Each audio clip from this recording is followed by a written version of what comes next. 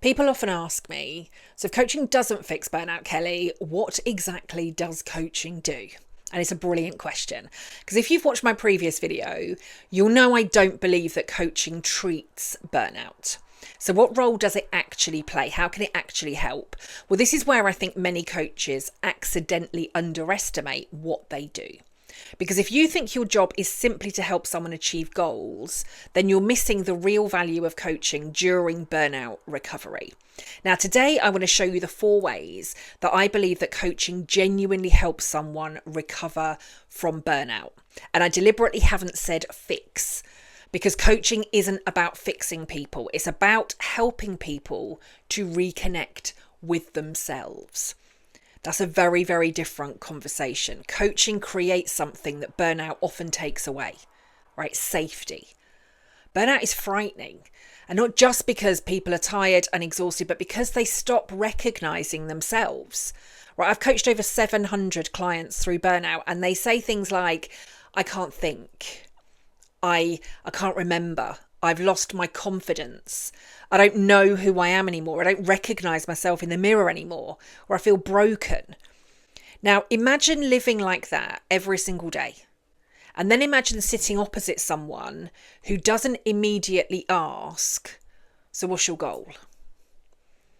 Instead, they become curious. They slow down.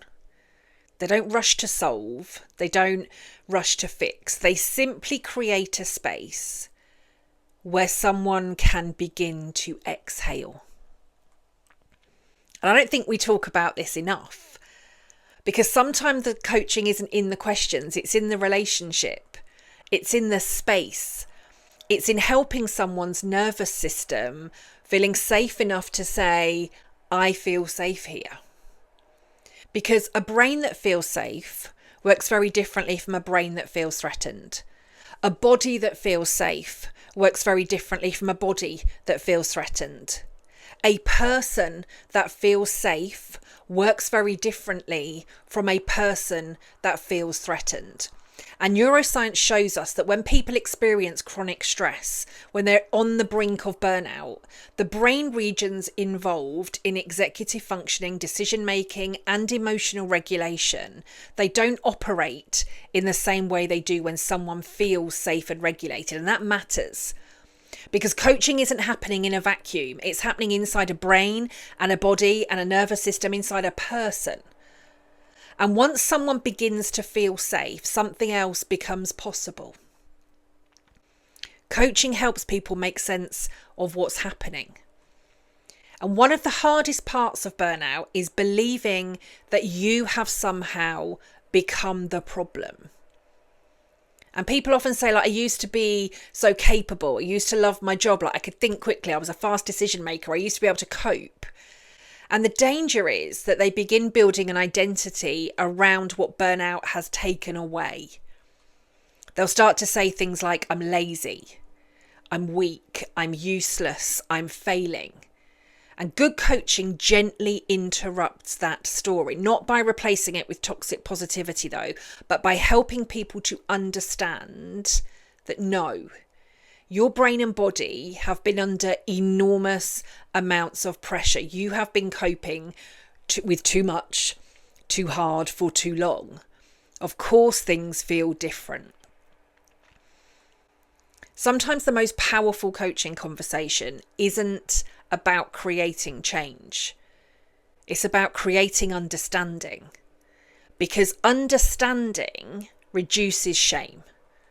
And shame keeps people stuck. But understanding alone isn't enough, right? Eventually, people will want to move forwards. And the question then becomes how. Well, good coaching done right helps people to firstly rebuild trust in themselves. Burnout steals confidence, not because people become incapable, but because they stop trusting their own judgment. They begin to second guess everything, right? Should I go back to work? Should I leave? Should I rest? Should I continue to keep pushing through? Should I say yes? Should I say no?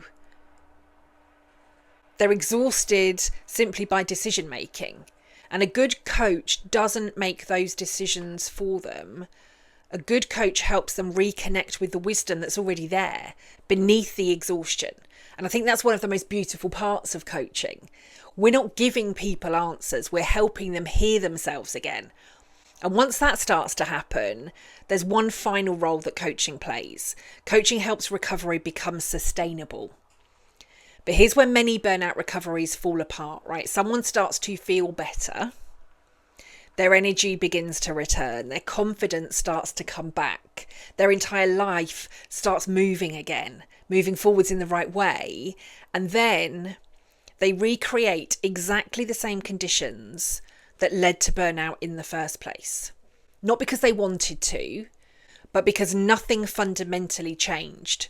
The beliefs stayed the same. The boundaries stayed the same. The relationships, they stayed the same. Same as the expectations. And recovery isn't simply about getting your energy back. It's about creating a life that no longer demands that you sacrifice yourself in order to keep on succeeding. And that's where coaching can become absolutely transformational. Not because it removes burnout, but because it helps someone rebuild their life from the inside out. So how does coaching help burnout, right? Well, so it's not about motivating people. It's not about fixing people. It's not by giving them better goals. Coaching helps because it creates safety and understanding. It helps to rebuild trust and it supports sustainable change. And those four things don't replace medical care. They don't replace workplace change. They don't replace rest. But they can sit alongside all of those things.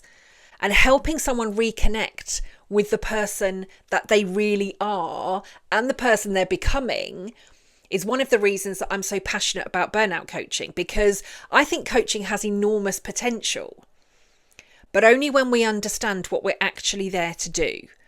And if we think our job is to motivate someone who's exhausted or push them through burnout, we're going to start firstly by frustrating them, but likely we're going to do more harm. And if we think our job is to help someone reconnect with themselves, that's when everything changes. So in the next video, we're going to tackle a question that might make some of you uncomfortable. And that question is, why do so many coaches completely miss burnout? Now, I'll say here again, it's not because you're a bad coach, but because burnout often doesn't look like people expect it to. Now, if you're enjoying this series, please do subscribe, because over the next few weeks, we're unpacking what burnout really is, what it changes, and how to coach it differently. And I want to leave you with one final thought. Burnout recovery doesn't begin when someone has the energy to change their lives. Burnout recovery begins when someone has the space to create the change for themselves.